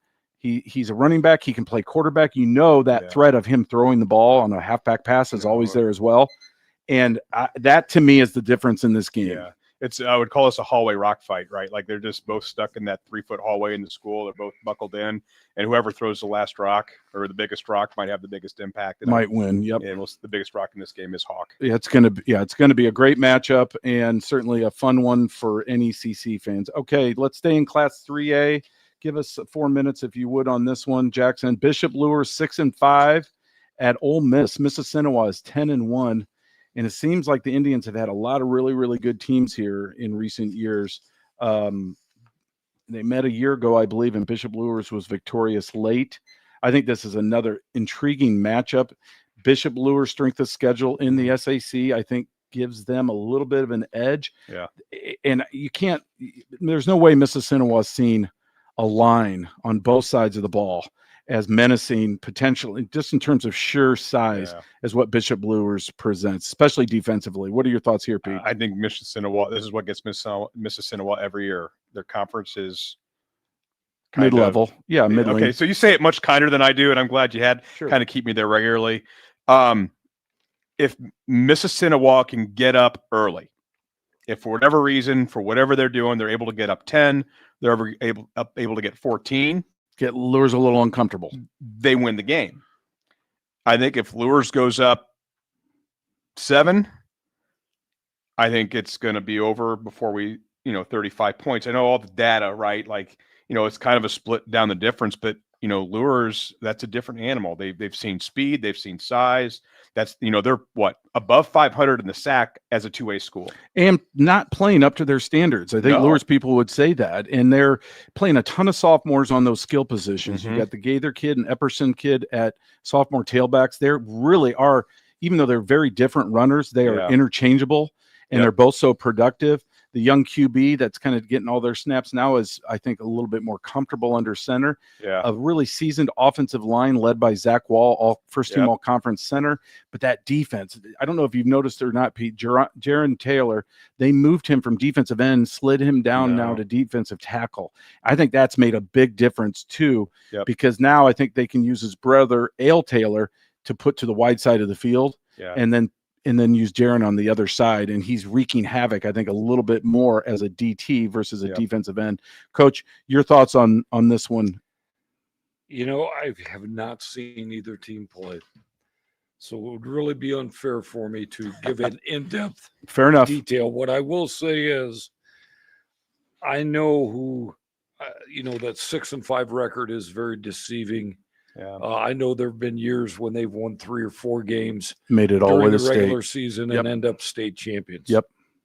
So there's something to be said about tradition, and Luers has really built their program playing these bigger schools in the SAC for the last 40 years. And they've got, I think they're going for their 29th sectional championship, which is really remarkable. And Coach Kyle Lindsey's done a really nice job taking over for Dad. I think again in November, and I hope hopefully this plays into Coach Curtis's game plan. I think that quarterbacks in this game, they don't win the games. They just prevent you from losing it. And at the tail end of this, between Epperson and Gaither, you've got 2 running backs. You're going to hand it to the guys you trust and run the damn ball and win the game. Yes. That's how you win in November. And Mississinawa, not take away from Mississinawa, they are a running team. They've been a running team. Now, in all honesty, I haven't seen them play. I think they throw it a little more this year than they have in the past. Yes. But if that's what they want to do, that plays into Luers' strength. Yep. So when it comes down to this, who's going to run the ball better?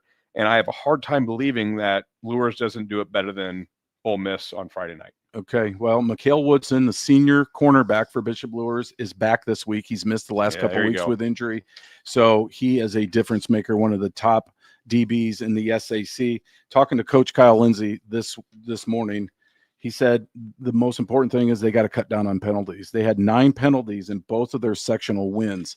And he believes in a game like this, if they have 9 or double-digit penalties, it could not bode very well for the Knights. That's always kind of traditionally been one of their MOs, though.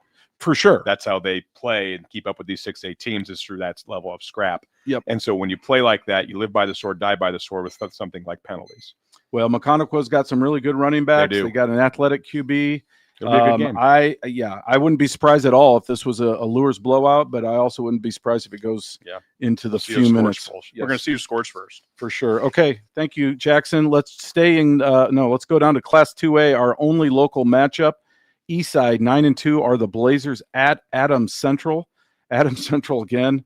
Surprise, surprise. 11-0. Coach Michael Mosier's squad just keeps churning out one win after another. This is a rematch from week 2, where the Flying Jets won 32-21. I do think both teams have improved since then, and I think both have had some injuries, and they are at full strength now, which makes this even more intriguing. Pete, your thoughts? So again, these guys play every year. At week 2, this is always the premier matchup in Eastside schedule. This is their Super Bowl. I would say argue the same thing for Adams Central. I mean, because Bluffton and South Adams haven't been able to keep pace. So they're playing again. They're playing for a sectional title, and I believe the game is at Adams Central. So that's a hard place to play. You're driving down the way to Decatur South. So what does this game look like? You see a spread running game and a vertical passing attack from Mason at Eastside. You see Alex Brandewey. Yeah, and Alex Brandewey. Mason's calling the play. Brandewey's the It's head Mason coach. infused. Yeah, Mason infused Fair offense. Obviously, it's hard. You can't never get out of the shadow of Todd Mason. That's Doesn't right. matter how big you are. But you can stand over it. He's only 4'2". So, Next time he sees you, he's going to punch you right in the neck. Well, he's going to come behind me on Thursday at the Italian Grill up in Auburn when he's getting his double meat, extra crispy pizza with his family, like he does every Thursday night. Excellent. I think what this comes to is where Eastside has been really good. They have built a defense around stopping Adams Central. So it's every year, how do you beat the best team on your schedule? How do you win a sectional title? For them, it's always the same answer. It's beating Adams Central. You could figure out their entire conference, except maybe West Noble, from figuring out how to beat Adams Central. They are traditional, wing tee, Delaware. Mosier runs the hell out of that system, just as bad as anybody in the state.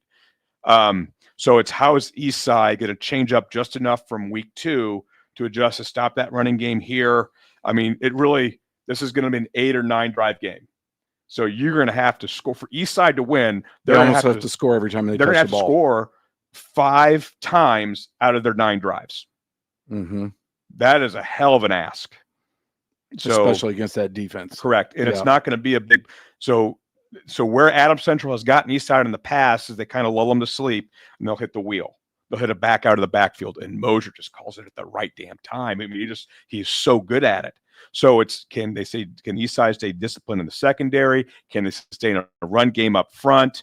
And can their D-line not wear down, running through 4 quarters of getting that ball rammed down your throat? Well, and they'll have to get AC behind the chains early on and Mhm. see if they can't, take some chances, shoot some gaps, get some negative plays, Yeah. get them a little uncomfortable, see if they couldn't force a turnover on downs or a punt or something, and start with that. Joe Bridgman, the junior quarterback at Eastside, is fantastic. And He's I gotten think better. The Dove kid at running back, Sam Pittman, that kid's a We monster. talked about him last time. He's back now. He was out a little bit with Was an he? injury, and he's back to full strength. So Eastside, to me, feels like a really scary team.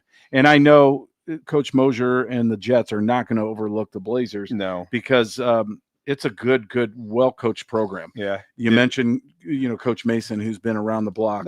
Both staffs are incredible. I mean, Yes. these are the small schools. They don't ever go anywhere. They've been there forever. They know each other Continuity. inside out, just like, Coach talked about his relationships with their friends. Like, it is these healthy matchups that make small school football so incredible. Right. And these guys have been here forever. They know each other. Real so quick, really, Pete, hang on. Yep. I want to shout out to the line for Eastside, because if Eastside does win this game, it'll be because they can play keep away. They can have long, lengthy drives instead of 9 or 10 drives, maybe 5 or 6 yeah. because of length. Left tackle Corbin Gardner, left guard Gavin Franklin, center Micah Miller, right guard Gabe Guerra, and right tackle Angel That's my Spanish. Well done. Razo, and then tight end Sam Pittman. Yeah. He's instrumental too. They love to run to his side of the ball. If You they can blame him. It squats like 600 pounds. if they can run the ball successfully, Yeah. the Blazers, that is, they can hang around in this. If Power I wouldn't be offense. surprised if they won the opening coin Well, flip and took the ball and if because you of that win- reason. And if you win this game, the matchup in regionals might be a slight bit easier. Maybe so just a A little Just bit a easier. hair. So Yeah. this, you don't necessarily get an off week, but you get a week where, you can catch your breath and and then set you up got for to the play, semi-state. you know, Andrean and some Andrean, It'd maybe probably be semi-state. Andrean, yes. So there you go. Yeah, Coach, any general thoughts on this matchup, just from the programs themselves? You know, both are very proud programs, very competitive, very successful. Obviously, AC has been, they've been at the Dome the last 3 years, 4. last 4 years. Yeah. Both, I've not seen either team on film this year, but should be a great matchup. Yeah, for sure. It's another one. Again, another great matchup here locally. I think AC's got to be the favorite. But that being said, I wouldn't be surprised at all if pan in on those helmets. Would you, big man? Yeah. Let's get a shot. Those are two of my faves. I love the matte finish on the. Yeah, I don't usually east like side. green, but they pretty did cool. a good job. Yeah, zip it over there right by there. Look at that action. Adams or East Side Blazers at Adams Central Flying Jets. Going to be a great one. Yep. All right, thank you guys. Let's go down to 1A. We got 2 more games and Going then to we'll the do our Eagles. picks. I love it. Fremont 8-3. Who would have thunk it? What a job Coach Trevor Thomas has done up there. Those kids. We talk a lot about Carmine Moreno, but that quarterback has done a phenomenal job running and throwing the ball. I'm really excited about this kid and this team this year. Never have they won a sectional championship. So I say no better time than 2025 at North Miami, Yep. tradition-rich North Miami. Yep. It's going to be a daunting task. Pete, some thoughts on this one? So there, I work, so where I am employed in Angola, I work a lot with Fremont schools. And here's what I can say: over the last 2 or 3 years, Fremont, the student population's blown up. The school culture is incredible from the superintendent down. The atmosphere at Fremont High School is incredible. Incredible facilities, incredible community support. I mean, up there in Lake, Football wise or everything? across the board. Okay. It's just really, it's really cool to see a small school like that really become something special. And they just started it. So it's not just been their football team; it's everything across the board. Nice. And really, Fremont, I think this is where the schedules get a little, For sure. like Their strength of schedule is not much of a strength of schedule. I'd like to see him because, again, when Jimmy Hummer was there and they were barely keeping a program together, Sure. they dropped a lot of the big schools. They've kept that schedule. They're playing like Bronson out of Michigan. They're playing a lot of sub 1A schools. Right. Well, they're a 2A school now. Right. I'd like to see him bring back Angola. Or 1A, Yep. bring back Angola, bring back playing the bigger schools in the NECC. And Well, that now could- they can. I think can. now they could match up with them. absolutely. Well, the school's grown. Yep. I mean, the school has grown and they're healthy. So really, I'm not going to go too much into this game, but Fremont hasn't. I think it was more than 23 points against any team that has a winning season this year. Yeah. North Miami has beat, but North Miami's beaten Caston, West Central, Peru, Manchester, Wabash. So the schedule isn't that much better. It's a hair better. It's a hair better, but it's Sure. bigger schools. So Right. really, I think North Miami's a bit more tested. It's at Fremont. If all the games, no matter where they go to, OTH, just look at the Swami pick, Cal Preps, Sagarin, like you look at the matchups and do all the little data fun things that, guys like me like to do. This game is even across the board, no matter what you look at. Okay.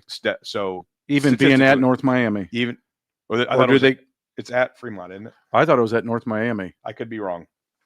We can look that up. Yep. Jackson's, we'll get it. Hey, Jackson's going to look that Jackson's up. going to look it up. So So I'll have to make a whoever's the home change. game probably will be the favorite. Give them the edge. Okay. Yep. Well, I think hats off to Fremont. They got, like I said, a stack of B. Antonio's pizza last night. Coach approved. Coach enjoyed the pizza. Very He even had much a so. couple extra slices there. And I'm going to send some home with you, Coach, if you want Oh. some. It won't make it. The job they've done is remarkable. And where's it at? North Miami. At North son of a Miami. gun. Okay. Okay. So but I think it's a coin flip game, and I do think I'm really excited about this program, where they've come from.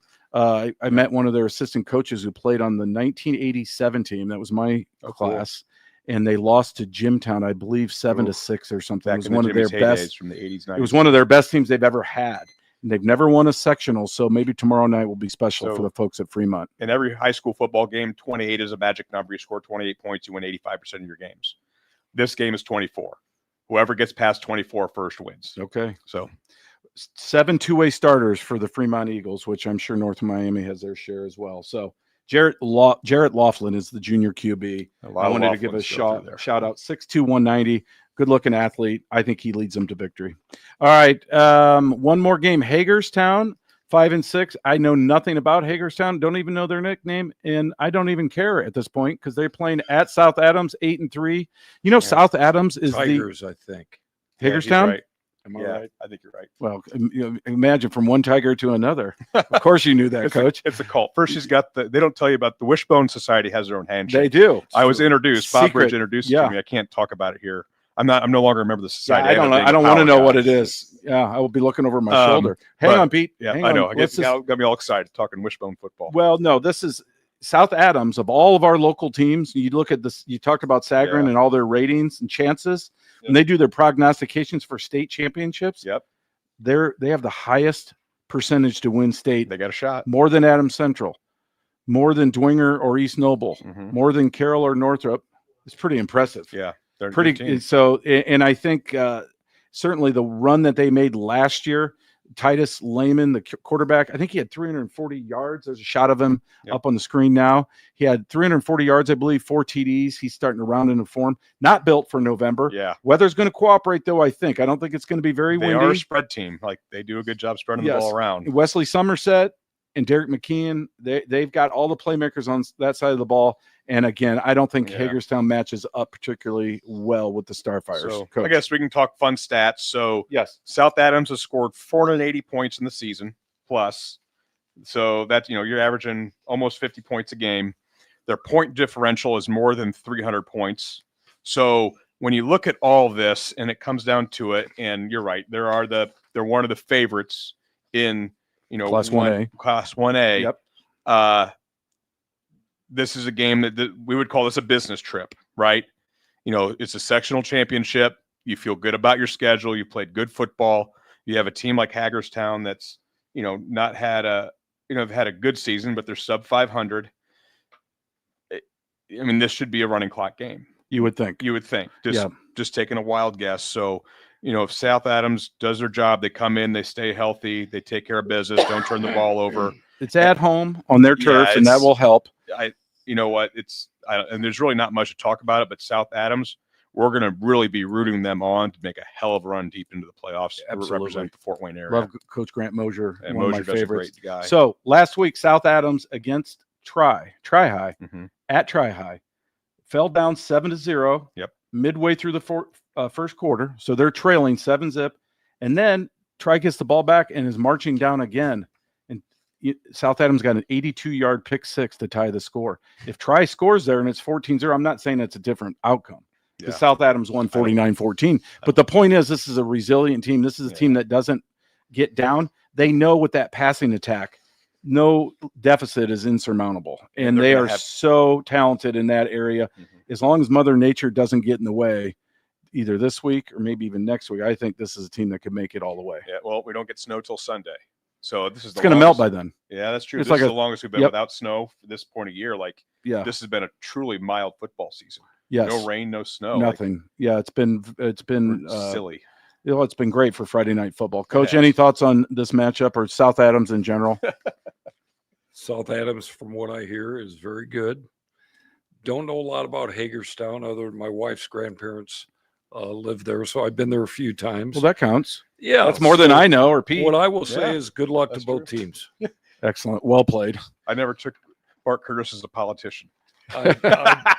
He should be mayor. I don't know anything about either of these teams. Obviously, South Adams has some firepower, Yes. and some weapons, and they've advanced in the tournament in years past. So in the future, you can call me and I'll do what I do. You spend 30 minutes, you pump it all into one of the AI chat GPTs. They tell you what to say. So nothing I think is It's my a own good anymore. idea. Like, I'm just joking, Okay. but Let's bring Now, it. Let's What give is me it? 7 What do you mean minutes. by here. AI? Yes, please. all of it, whatever pops up in the chat box. Okay, I think our game of the week is we got Jeff Mahoney from Summit City Well, we Sports don't have to now include joining much us. here. We got Mahoney's one gonna more take game us before home. we do the picks, and we'll cut Jeff. Hey, Jeff, welcome to Around the Fort, buddy. Thank you, Casey. I appreciate it. Oh, the stash is back. The stash is back. It took a while to grow it, but it's finally in. Yeah, it looks awesome. Well, thank you, Jeff. We've got Coach Curtis in the cave tonight and Coach Pete Kempf. You guys know Jeff Mahoney, of course. Jeff, we're going to start with you. If you guys have questions, you can follow up here in a second. Let's talk a little bit about East Noble at Bishop Dwenger. We got a week full of great matchups. I think this is the marquee matchup because of all the tradition, all the postseason matchups between these two programs.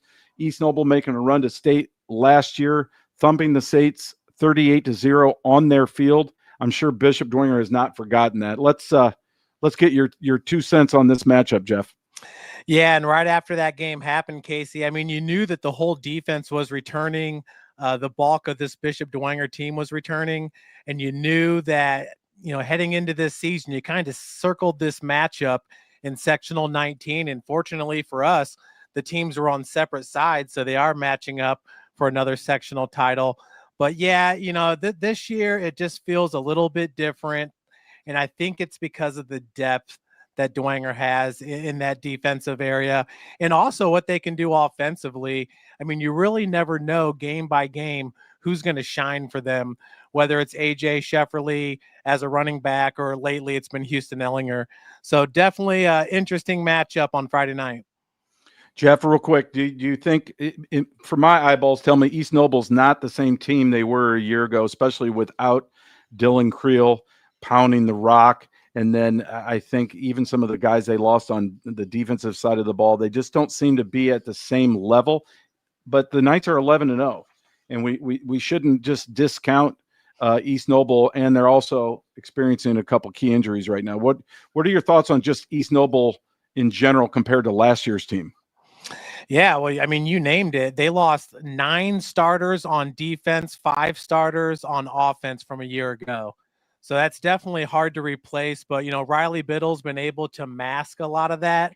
And last week, rushing for a career high 26 attempts, 202 yards. That right there makes you quiver a little bit thinking about that Bishop Dwenger defense. But yeah, Riley last week, 5 touchdowns in that game, was able to get it done for East Noble against a really good Southside team that played Dwenger tough as well. Last week it was East Noble beating Southside 35-28. And What then a game. Absolutely. I mean, Southside all the way to the very end was in that one, but they played Dwenger tough as well. It was a 28-12 win for the Saints in week number 9, so the last week of the regular season. So I feel like East Noble shouldn't feel bad that game was closer than obviously what it was a year ago.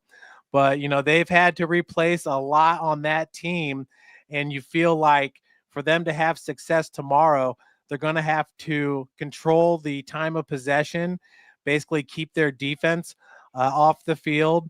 And, is it going to be Austin Phillips? Is it going to be the young Lucas Nyman getting the majority of the carries? Because I don't really see Riley Biddle with 26 carries in this game. Well, it's interesting you say that. I'm going to pass this baton to Pete here in a minute, but my 2 cents on this matchup is Riley Biddle. If East Noble wins this game, it's going to have to be on his shoulders. I mean, I don't see how they win this game without him playing at a super high level. Coach, do you have a question for Jeff? So I guess, Jeff, kind of like when you look at this game and you look at the key matchups, offense, defense, special teams, we don't necessarily have to go look at units, but what do you think is the key for each team to kind of get a win here? Because I think we have some very interesting matchups that we can get into depth to. But Yeah. Overall, when you kind of look high level, what are those keys? Yeah, I mean, first off, for East Noble, it's getting the passing game going. And obviously that starts with Riley Biddle and then Alexander Scott, who's just a I think he's a Stud. junior wide receiver, but 6'2", 175 pounds. And his recruiting stock has gone through the roof here this year. I With think what he's got they've some been able- MAC offers now. Yeah. And what they were able to do Alex earlier. Scott. Yeah. Alex Scott. What they were able to do earlier this year, Scott had 224 yards receiving in that big win against Leo, opened the year with 152 yards receiving against Wayne. But lately, it seems like, I don't know if they've knowingly gotten away from that because they don't want to show too much to the opposing team. But I'm looking for Alexander Scott to have one of his best games of the year. So he's got 2 100-yard receiving games this year. I would think that for East Noble to be able to win, he would have to have number 3 this Friday. And then looking at Dwenger, I love what they can do running the ball. And they're just simply bigger and stronger than most teams. East Noble's known for having a great offensive line, and they do. They average 239 pounds per man across the line. Dwenger averages 261. And that's just because these guys are big, yoked up linemen. It's not like there are some guys with some big bellies hanging out. So I really like Dwenger's advantage in the trenches. And then when you can, go jumbo in the backfield with guys like AJ Shefferly and Doug Henry, Houston Ellinger, Gunnar McCarthy. I mean, that's like a second wave of offensive line that they can hit you with. So I think Dwenger can really keep Riley Biddle and East Noble off the field by just running the rock. And, when the opportunity arises, then, give the ball to Henry Jordan and let him find his top wide receiver in Russell, who's a great wide receiver for the Saints. So Yeah. Go ahead, Coach. So again, I was finally fortunate enough to watch the Dwenger Columbia City game this last week. So the first time I've been able to see Dwenger in action on film, and watching their defense play, I was super impressed of how well the box played versus a good O-line of Columbia City. I knew they were good, but they were better than was intended. But I think the most impressive thing I saw from Dwenger, who I know is a pattern match team in their coverage generally, they spot dropped last Friday and they did a heck of a job. I think they had 3 interceptions, 4 or 5 turnovers, like 2 defensive scores. 2 defensive Otherwise, scores. it's a one-score game. One got Right. turned in. So that was even more impressive. I watched the Dwenger offense. It seems to be feast or famine. It's either anemic or they're going like crazy. I don't think the matchup, I think the biggest matchup is going to be the line play, as you kind of mentioned. East Noble's big, but Dwenger's seen some hell of good teams this year as well. I think their schedule leans them in their favor. But we'll see how well East Noble's defensive line can maintain Dwenger's movement in the run game. I think East Noble, if they can make Dwenger one-dimensional, if they can force them to throw the ball on any given down and make that decision easy, I think that's a big benefit to East Noble. I would agree with you, Pete, but by the same token, I think if East Noble has a defensive weakness, it's in their pass defense. I agree. And Southside really exposed that, I think, last week. And so this could be a coming out party of sorts for Bishop Dwenger's passing game to a certain degree. They're going to want to run the ball. And I think if I wouldn't be surprised if they load up the box and play man on the perimeter and say, you're going to have to beat us passing because we don't think you're good enough in that area. But when you force a team to be one-dimensional, that changes the entire game. Of course. So when as a defensive guy, if I know you're passing the ball, I don't care how bad my secondary is, I'm getting home to the quarterback, and you're going to make bad decisions because I know where to match what you're trying to do. And I also think, really, how does Bishop Dwenger is a cover 3 team. East Noble is really good at attacking the seams in the RPO game, where Riley Biddle excels is second-level RPOs. Love it. Yes. And they are a 3 high shell. Seams are wide open. So how is Dwenger going to take that 3-5? Are they going to go too high? How are they going to adjust to take away East Noble's strength and still maintain box integrity? Okay. So that's the big question. That's there. a big question. Well, and I really like Cooper Campbell, the junior outside linebacker, and Houston Ellinger. I think those 2 kids they're great. Are so dynamic, and they're going to be put in some difficult situations. Exactly. That defense, the East that Noble's they have not seen offense that is really good in putting those hook curl players in extremely volatile situations as conflict players. Okay. And so that's going to be because there is no SAC team that runs the RPO like East Noble. They do a Okay. hell of a job of it. Coach Curtis, do you have a question for Jeff Mahoney or any thoughts that maybe he can elaborate on? Have not. Again, I'm going to defer a little bit here. I haven't seen either team other than Peripherally. highlights and Yes. peripherally. I know that obviously both teams are really, really well coached. My defensive coordinator came from East Noble, played for East Noble, Jake Callhorn. Yes. Bishop Dwenger is historically good year in and year out. I'm trying to kind of take in what Pete's saying, because he obviously has studied a lot of these teams. So it's fascinating to hear strengths and weaknesses on each group. Ought to be a heck of a game. Intriguing matchup. Jeff, do you want to put a bow on this one? Yeah, no, I think Pete just nailed it, though. The Dwenger defensive backfield just kind of seems to be everywhere. There doesn't seem to be an open hole with those guys. You know, against Northrop, we talked about what a great season, or Casey, you alluded to earlier in the show, that David Callison's having. Well, Bishop Dwenger held Callison to 68 yards passing in the previous matchup earlier this year. So And lost. and But lost. think of that. They lost that game. Yeah. That's Yeah, what's remarkable. Yeah. I would have lost that bet if you would have said, David Calson's throwing for less than 100 yards or even 200 or 300 yards. Yep. And Northrop was going to win. I would have said, no way, that's not going to happen. Yep. To your point, Jeff. So I think Yeah. you're onto something there. And then once again, to have a guy like Houston Ellinger who can be a fifth defensive back for you, or obviously can bolster your linebacking core, because that's pretty much what he is on that defense. He can play the third level, the second level, and you can even bring him down to the line of scrimmage and he will excel.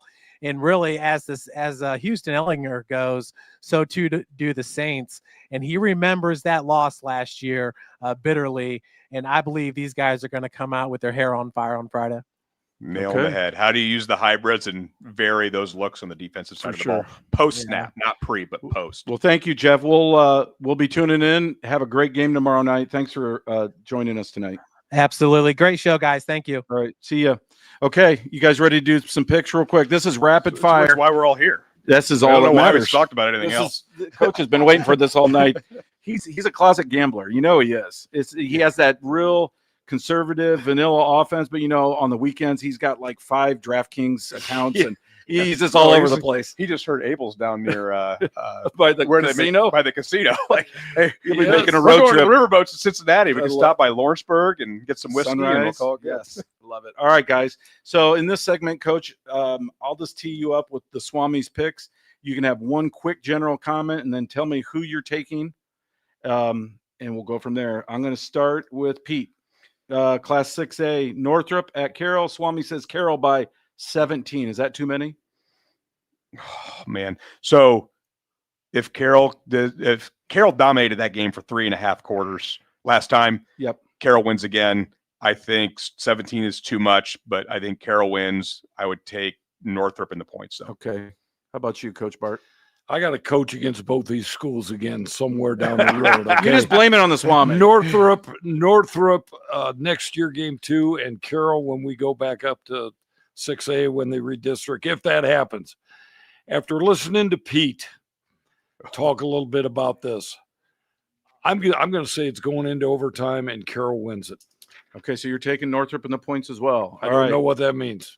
Well, I think Carroll will win in overtime. Your son's Okay. rolling in his grave. You're perfect. Let's call Michael Well and see what done. he has to say. All right, Coach, I'm coming right back to you. Class 5A, Concord, the Minutemen, all too well, 9-1 at Northside. The Thank you. Legends are 6-4. Well, you said you played them 4 times in the last 6 weeks. We have I don't know how you do 4 it times in the last year. Yeah. Yes.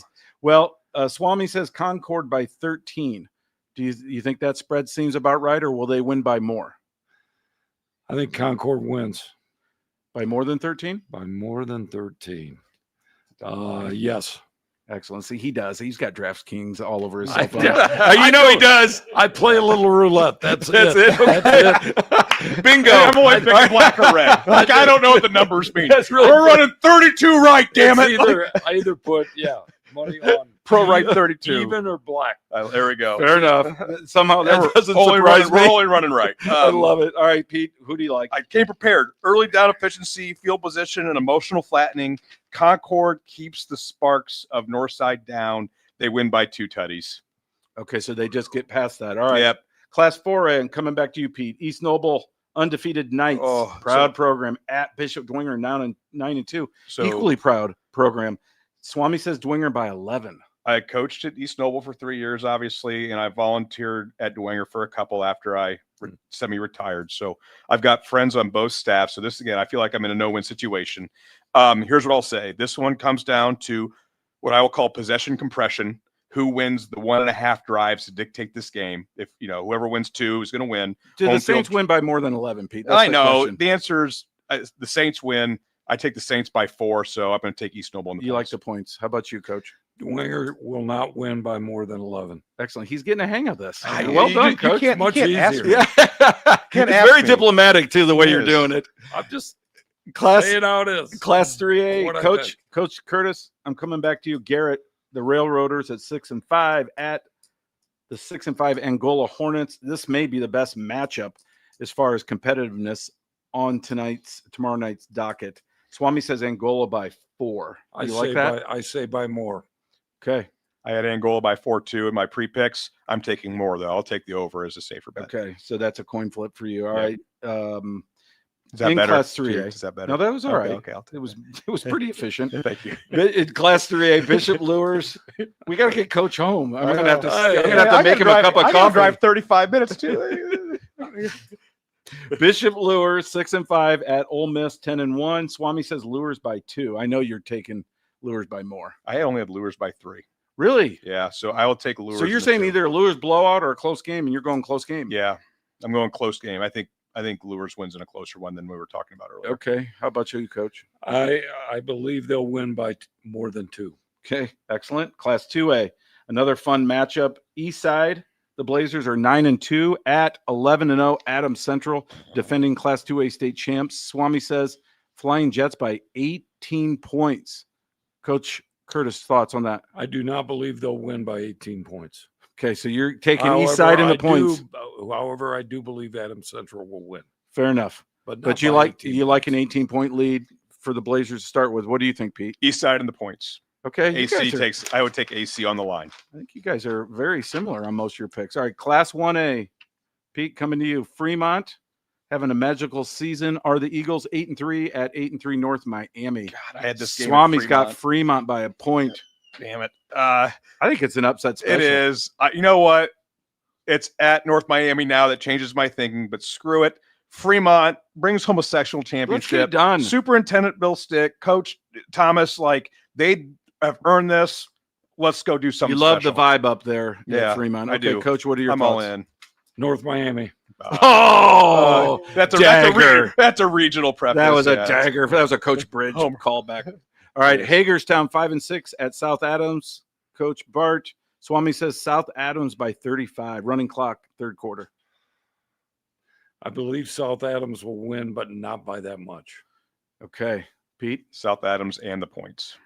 do you think they cover that? I think they cover that. Okay, Really? wonderful, Yeah. Wow.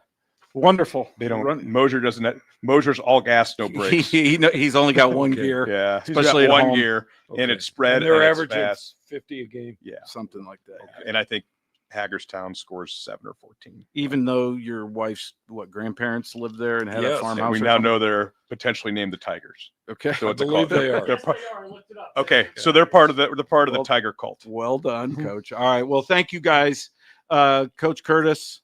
So what a joy to have you down in the Thanks cave. for having me. I really appreciate your time and all your expertise, and certainly reminiscing on your career and talking a little bit about Warsaw football. Appreciate that. Really appreciate it. Thank you And so I'm going much. to end with this. Yes. Thank you guys. The one thing that I forgot to mention for a prospective head coach, okay, the most important thing that supersedes everything I talked about, make sure you marry the right woman. Amen to that. If you don't, you will not be in coaching long, Or you won't be married or long. you won't be married long. She Yes. better get it. Mine does. and loves it. She's been a mom to thousands of kids. That's really good insight. I'm glad you said that because I feel the same way about my bride, because doing this is like being a full-time coach, and I have a full-time job and I coached many, many years. My falls have been anguishing in terms of time, and couldn't have done it without her support. So I want to Amen. echo that. Thank you, Yeah, Coach, for you sharing that. bet. I know you feel the same way. Pete. If I had a regret, is that I didn't understand that when I was coaching. To fully I- appreciate it. I took it for granted. Now that I'm out of it, I appreciate it so much more. And I do, again, my wife obviously comes from an athletic family. She was a head volleyball coach for a decade. She gets it. She was a high school guidance counselor for 15 years. Like, we did the Friday Night Lights thing. I was the head coach. She was a guidance counselor. Like, we lived it together, all the highs and the lows. And without her, none of that would have been possible. And I wouldn't be able to fall in love and a passion, even like on things tonight, because she knows that I don't have it in my life anymore. And it's helped scratch that itch. So I Excellent. couldn't be more thankful. Well, we're grateful to you too and your contribution. So thank you. For Jackson Geiger, thank you. Did you guys, if our viewers saw that giant bumblebee float through, Bumblebee tuna. he does a little bit of everything, does Jackson. Jackson, I want to give a shout out to you for all your help this year, last week with the show as well, in addition to Jake and Jeff while I was down post-surgery. It really means a lot that you guys could do that. And then I want to thank Jeff Mahoney for tuning in as well. So for Jackson, I'm Casey. Good night, everybody. Check out high school football. We'll see you next week at regionals.